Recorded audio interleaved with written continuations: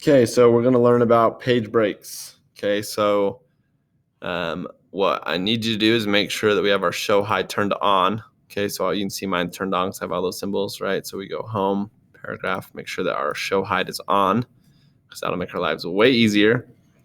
Okay, and let's go ahead and delete all the blank lines above proposal description. Okay, so I'm just going to highlight all these and hit delete. So now I have no blank lines. Okay, and then let's make sure our insertion point's in front of the P in proposal. Okay, so you can see my flashing line, that's my insertion point. Okay, and then on the insert tab, so I'm going to insert tab. In the pages group, I have a page break button. So pages group, page break. Okay, so that's what's known as a manual page break. Okay, so I'm going to click that button and you can see it forces, instead of having all these blank lines, it just knows, hey, as soon as I see this, it's going to put a proposal, or it's going to push it to the next page. Okay, so just to show you a reference, when I don't have my paragraph or the show hide option, I don't see that, right? It's not there, it's just invisible. It's like a code that lets the document know that I'm pushing it to the next page. Okay, so let's scroll up one page. You can see that instead of all those lines, we have our page break. Okay, so now we're going to scroll down and position insertion before the O in option. Okay, right there. And then in the page layout tab, so we're going to layout tab. And then in the page setup group, we're going to click the drop down for the breaks menu. Okay, so I'm going to click right here, the breaks menu. Okay, and then I have all these different options, right, for page breaks. So if I click page, right, this is the manual one that we just did. Okay, so those are two different ways we can do manual page break. Okay, and then let's go ahead and click before the O in option 2. Okay, and I can also insert a page break there, right? So I'm going to do breaks, page break. So it goes to the next page, and then before option 3, I'm going to do control and enter. Okay, so control and enter is a shortcut for a page break. 3 different ways you do the exact same thing. Okay, but either way it accomplishes it, right? Control enter does that.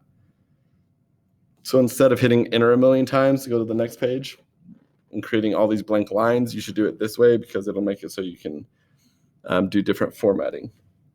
Okay, so let's go to okay, so let's change, let's see. We're going to go ahead and press backspace to delete the page break on page 2. Okay, so page 2 is right here. Okay, so I'm just going to highlight that and I'm going to hit backspace, delete it. Okay.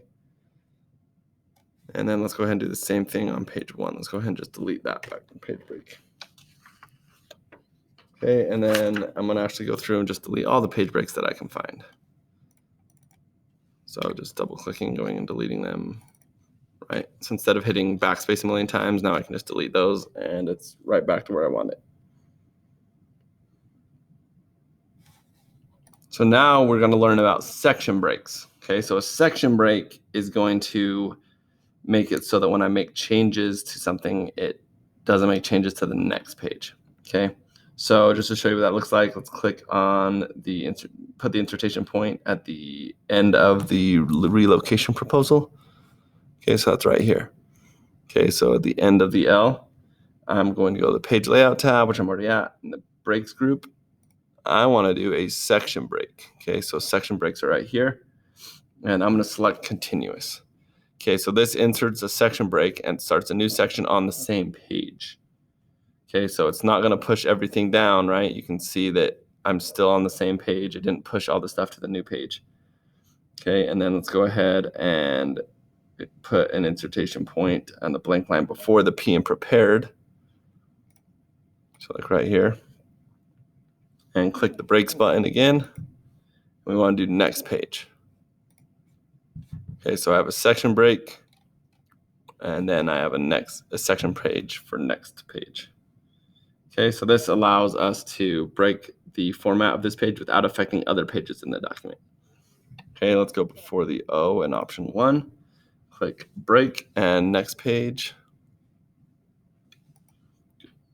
And then I want to select the 3-line heading, including the paragraph mark on page 1.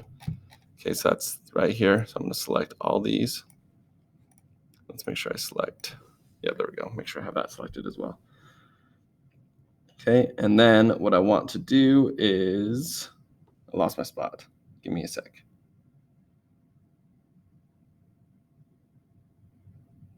Okay, there we go. Page setup dialog box. Okay, so page setup dialog box launcher. We want to change the top margin to 1 inch. Wrong way. Okay, and then I'm going to click. There's an option where it's selected selections, right? Selected sections or whole document. So if I do selected section, this is its own section because of our section break. Okay, so then I'm going to click the layout tab now, and that's vertical line center, and then click OK. So you can see it only changed this page because I have the section breaks. If I didn't have the section breaks, it would have changed everything. Okay, so let's go and click anywhere on page 3. All right, so page 3, 1, 2, 3. So I'm gonna click anywhere on page 3, and I'm gonna change the top margin to 1 inch.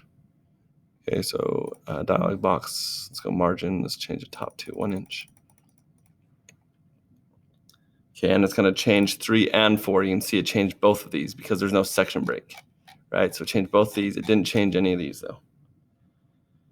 Okay, and then let's click on the breaks drop down and look at even pages and odd page section breaks.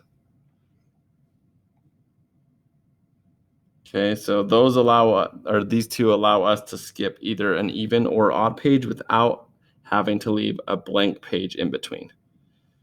Okay, so as far as page breaks go, that's all you need for that. Okay, so again, with anything to do with page breaks or section breaks, make sure that this is turned on, because without this turned on, you won't be able to do the assignment. Okay, you need to make sure you have the show hide option. Okay, hopefully you understand that.